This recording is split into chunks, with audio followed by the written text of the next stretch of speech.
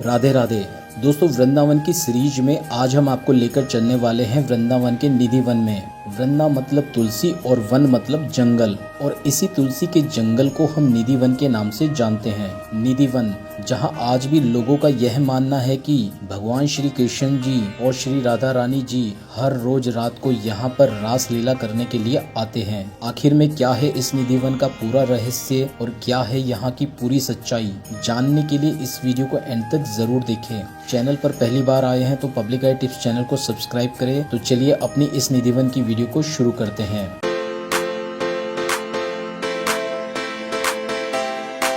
Hello friends, मेरा नाम है हेमंत और पब्लिक गाइड टिप्स चैनल में आपका स्वागत है। निधि वन, जहां आज भी लोग यह मानते हैं कि भगवान श्री कृष्ण और श्री राधा रानी जी हर रोज रात को यहाँ पर रास लीला रचाने के लिए आते हैं, और जो भी मनुष्य अगर गलती से भी इस रास लीला को देख लेता है तो वह या तो जिंदा नहीं बचता या फिर अंधा गूंगा बहरा हो जाता है। और इसी वजह से निधि वन की शाम की 7 बजे की आरती के बाद इस वन में कोई भी नहीं रहता, न ही इंसान और न ही जानवर। दोस्तों, इस वीडियो में आज हम आपको निधि वन के 16 ऐसे रहस्यों के बारे में बताने वाले हैं जो कि पूरी दुनिया में बहुत ही ज्यादा प्रसिद्ध है।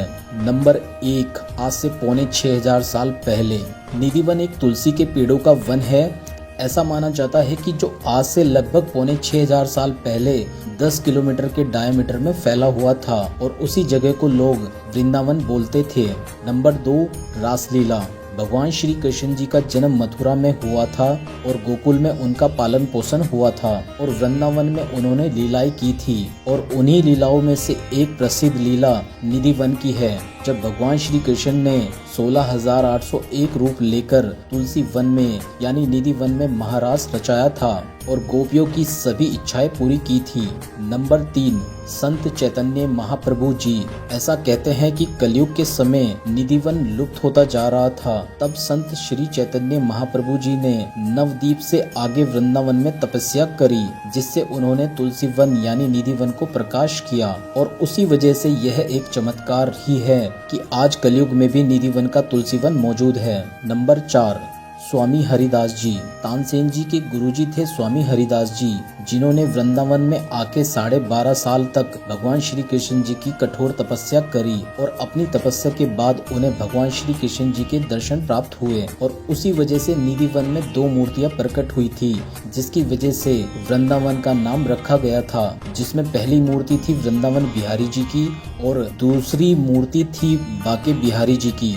नंबर 5, तुलसी के पेड़। अक्सर जो हमारे घरों में तुलसी के पेड़ लगे होते हैं वो रामा तुलसी या श्यामा तुलसी के होते हैं, लेकिन निधि वन में जो तुलसी के पेड़ है उन्हें वन तुलसी के नाम से जाना जाता है। और यह माना जाता है कि निधि वन के तुलसी के पेड़ असल में तुलसी के नहीं बल्कि श्री कृष्ण जी के समय की वो गोपियां हैं जो श्री कृष्ण जी के साथ हर रात रास लीला करना चाहती थी, और इसी वजह से श्री कृष्ण जी हर रात को निधि वन में रास लीला करने के लिए आते हैं, और दिन में वही गोपियां तुलसी जी के पेड़ बन जाती है। नंबर 6, सूखे पेड़। दोस्तों, निधि वन के इन्हीं पेड़ों को जब आप ऊपर से देखेंगे तो आपको यह पेड़ हरे भरे नजर आएंगे, लेकिन नीचे से देखने पर आपको पता चलेगा कि यह पेड़ एकदम सूखे हुए हैं और मुरझाए हुए भी हैं। ऐसा माना जाता है कि यह एक चमत्कार ही है जो असल में नीचे से झुक के धरती को छू रहे हैं, जो यह दर्शाता है कि यह पेड़ आज भी भगवान श्री कृष्ण जी को झुककर नमन करते हैं।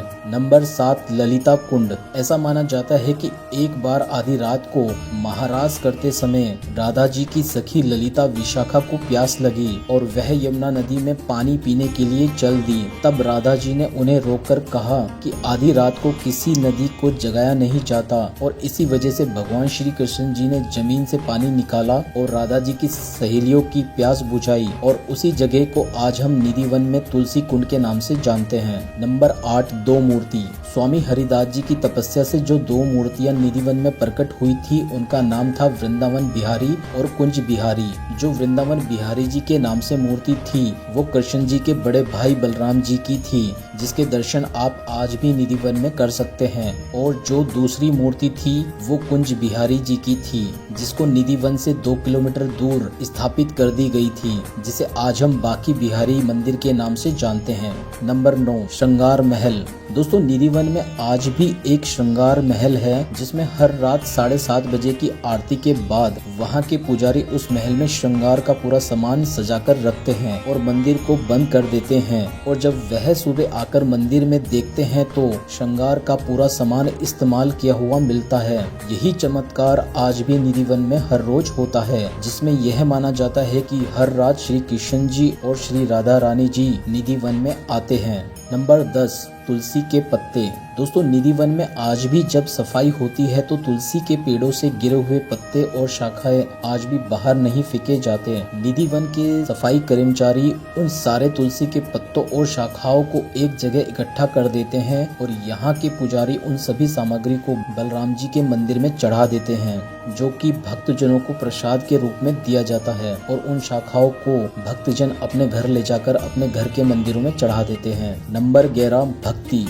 दोस्तों जब भी आप निधि वन में घूमने के लिए जाएंगे तो आप वहां पर देखेंगे कि तुलसी के पेड़ों पर ना ही कोई चिड़ियाओं का घोंसला है और ना ही पेड़ों के नीचे कोई घास है। यहाँ के पुजारी ऐसा कहते हैं कि निधि वन कोई मंदिर नहीं बल्कि यह तो भक्ति करने का एक स्थान है, जहाँ पर श्री हरिदास जी ने अपनी तपस्या की थी। और जब भी आप निधि वन घूमेंगे तो आप निधि वन में भक्ति का पूरा आनंद ले सकते हैं।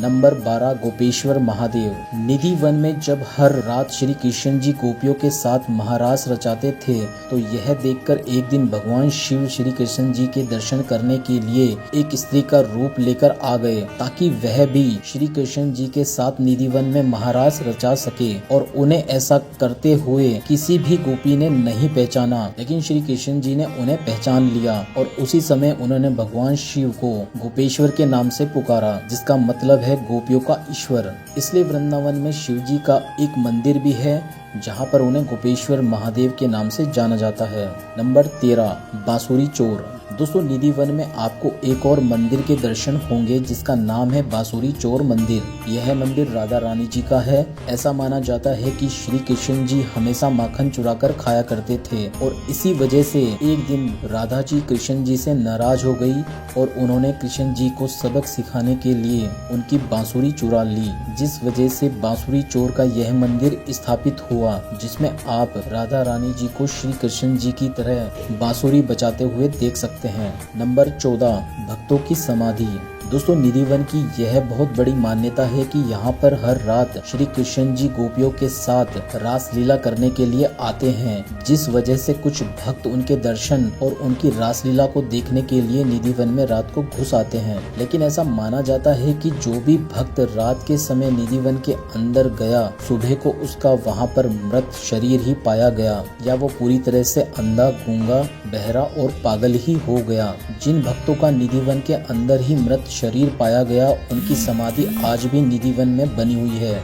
नंबर 15, 56 भोग। भगवान श्री कृष्ण जी ने वृंदावन में हमेशा सिर्फ सेवा की है। पहले उन्होंने सेवा करी है गाय की, फिर उन्होंने सेवा करी है ब्रजवासियों की। और जब भगवान श्री कृष्ण द्वारिकापुरी गए तो वहाँ के ब्राह्मणों ने उन्हें 56 भोग का प्रसाद परोसा, लेकिन श्री कृष्ण जी उससे खुश नहीं थे। ब्राह्मणों के पूछने पर श्री कृष्ण जी ने उन्हें बताया कि मुझे 56 भोग के प्रसाद से इतनी खुशी नहीं होती जितनी अपने ब्रजवासियों के कटु शब्द से खुशी होती है। नंबर 16, बलराम मंदिर। दोस्तों निधि वन के बगल में ही आपको बलराम मंदिर देखने को मिलेगा। स्वामी हरिदास जी की तपस्या से प्रकट हुई वृंदावन बिहारी की मूर्ति, जो कि श्री कृष्ण जी के बड़े भाई बलराम जी की थी, उस मूर्ति के दर्शन आप इस मंदिर में कर सकते हैं। दोस्तों यह थे निधि वन के 16 रहस्य। उम्मीद करते हैं आपको ये वीडियो अच्छी लगी होगी। वीडियो अच्छी लगे तो वीडियो को लाइक एंड शेयर जरूर करें। अगर आपका कोई भी क्वेश्चन है तो आप हमें कमेंट बॉक्स में कमेंट जरूर करें। चैनल पर पहली बार आए हैं तो पब्लिक आई टिप्स चैनल को सब्सक्राइब करें।